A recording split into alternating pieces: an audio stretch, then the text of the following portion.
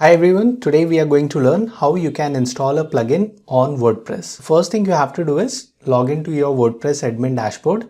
It is very easy to do. All you have to do is go to your website.com/wp-admin or your website.com/login.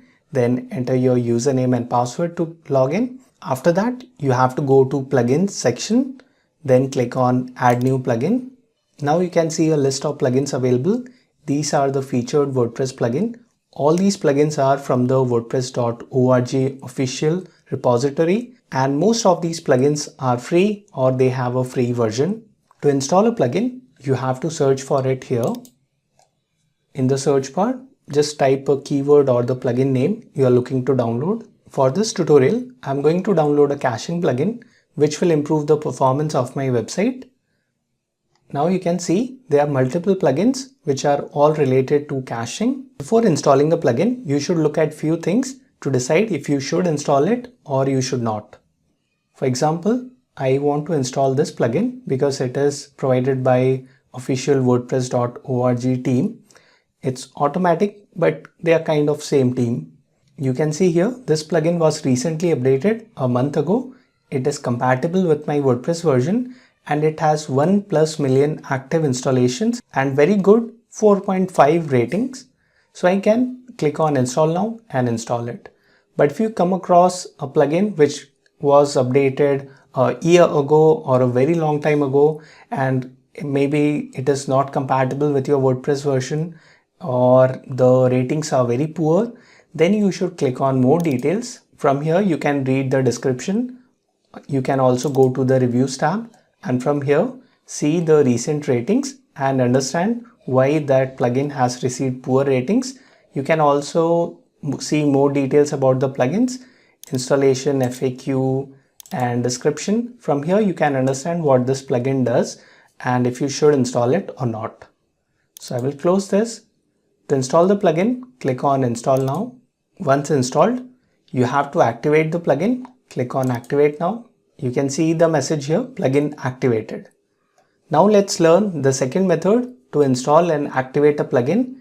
Usually when it is a premium plugin, you have to download it directly from the plugin author website and they will provide you a zip file. So I will show you how you can upload that file and install plugin. Again, click on add new plugin. Click on upload plugin.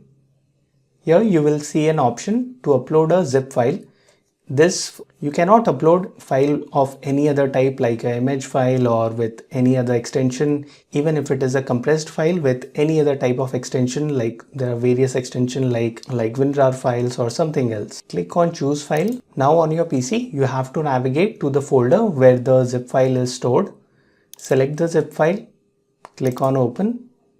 You can only upload one file at a time. Click on install now. If there was no issue with the zip file, you will see this message, unpacking, installing and plugin installed successfully. If there was any issue with the plugin file you have uploaded, then you will see the error message and you have to reach out to the plugin author or download the plugin file again and upload the proper zip file. To activate the plugin, click on activate. Plugin has been activated. Now to access the settings of the plugin, usually you can find it from the left sidebar.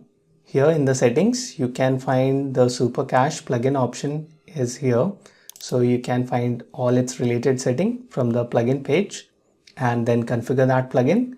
And we installed the second plugin was a contact form plugin. So you can see its setting is here.